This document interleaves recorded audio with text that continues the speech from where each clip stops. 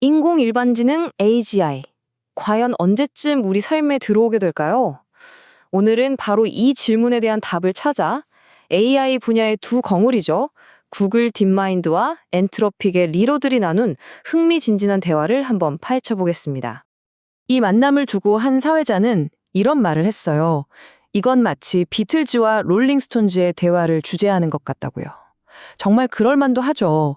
세계 최고의 AI 연구소 구글 딥마인드와 엔트로픽의 수장들이 미래에 대해 공개적으로 이야기를 나눈 정말 보기 드문 자리였으니까요.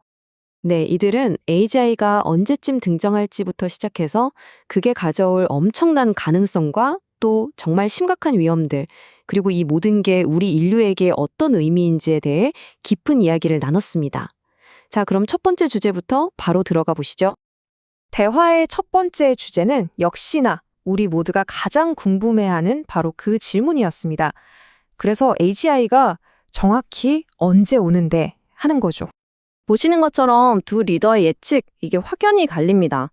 엔트로픽의 아모데이는 빠르면 1, 2년 안에도 가능하다 이렇게 보는 반면에 딥마인드의 허사비스는 조금 더 신중하게 2020년대 말을 이야기하죠. 근데 여기서 진짜 중요한 건 뭐냐면요. 두 사람 다 우리가 막연하게 생각하는 것보다 훨씬 가까운 미래를 이야기하고 있다는 점입니다. 두 사람 모두 이 AGI의 도착 속도가 딱 한 가지 아주 결정적인 요인에 달려있다고 봤는데요. 바로 자기 개선 루프입니다. 이게 뭐냐면 AI가 스스로 코딩하고 연구하면서 자기 자신을 점점 더 똑똑하게 만드는 그런 순환고리라고 생각하시면 쉬워요. 그리고 이 자기 개선 루프는요, 단순히 이론에만 머무는 이야기가 아닙니다. 아모데이에 따르면 이미 AI가 엔지니어들의 코드를 대신 작성하고 연구를 돕기 시작했대요. 그리고 이 가속도는 벌써 현실 세계의 비즈니스에 어마어마한 금전적인 파급 효과를 만들어내고 있습니다. 엔트로픽의 매출 성장세를 보면 이게 정말 생생하게 와닿습니다. 2023년에 거의 0에 가깝던 매출이 갑자기 1억 달러로 껑충 뛰어올랐고요. 근데 이게 끝이 아니에요. 2024년에는 여기서 무려 10배, 10억 달러를 돌파할 걸로 예상하고 있습니다. 그리고 2025년에는 믿기 힘드시겠지만 거기서 또 10배, 무려 100억 달러를 목표로 하고 있다고 해요. 기술 발전의 그 기하급수적인 속도가 그대로 돈으로 찍혀 나오는 거죠. 자, 이렇게 엄청난 속도로 발전하고 있다는 걸 염두에 두고 대화는 자연스럽게 언제에서 무엇으로 넘어갔습니다. 그러니까 이 기술이 과연 우리에게 어떤 결과를 가져올 것인가 하는 문제로요. 먼저 허사비스는 AGI가 가져올 밝은 미래를 그렸습니다.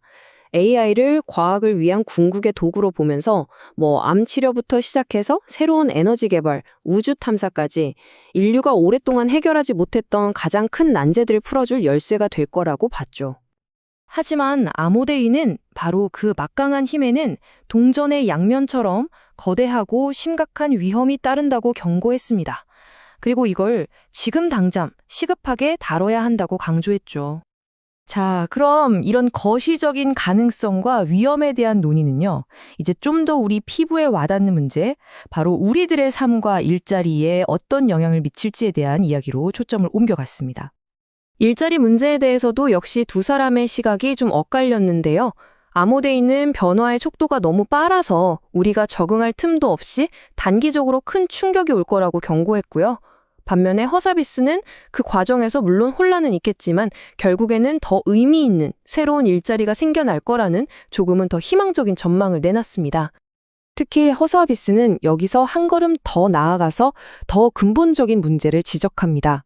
설령 일자리가 사라지는 경제적 문제를 우리가 어떻게든 해결한다고 쳐도 과연 인간은 일 없이도 삶의 목적과 의미를 찾을 수 있을까? 어쩌면 이 철학적인 질문에 답하는 게 훨씬 더 어려울 수 있다는 거죠. 이런 논의는 결국 궁극적인 질문 하나로 이어졌습니다. 이렇게까지 강력하고 또 좋은 곳에도 나쁜 곳에도 쓰일 수 있는 양면적인 기술 앞에서 우리 인류는 과연 어떤 길을 선택해야 하는가? 어떻게 앞으로 나아가야 할까요? 아모데이는 이 도전을 영화 콘택트의 명대사를 인용해서 표현했는데요. 마치 인류 전체가 기술적 사춘기라는 시험대에 오른 것 같다고 비유한 겁니다. 우리가 과연 자멸하지 않고 이 시기를 무사히 통과해서 기술적으로 성숙해질 수 있겠느냐는 거죠. 하지만 이렇게 신중하게 조심스럽게 접근하는 걸 가로막는 아주 큰 현실적인 장애물이 있습니다. 바로 경쟁이죠. 어느 한쪽이 개발을 늦추면 다른 쪽이 기술을 독점해버릴 수 있다는 그 두려움. 그 두려움이 모두를 멈추지 않고 계속 달리게 만들고 있다는 겁니다. 이 글로벌 경쟁을 어떻게 관리할 거냐에 대해서는 두 사람의 해법이 좀 달랐습니다. 아모데이는 북한의 핵무기 파는 거나 마찬가지다 라면서 경쟁국의 첨단 반도체 판매를 중단해야 한다는 강경한 입장을 보였고요. 반면에 헛서비스는 속도를 조절하려면 국제적인 공조가 꼭 필요한데 지금으로선 그게 좀 어렵지 않냐는 현실적인 문제를 지적했습니다. 결국 핵심은 이거였습니다. AI의 안전성 문제가 기술적으로 해결이 불가능해서가 아니라 이 치열한 경쟁 때문에 그걸 제대로 해결할 시간과 여유가 부족하다는 것. 이게 진짜 문제라는 거죠. 자, 그럼 대화의 마지막에 이런 질문이 나왔습니다.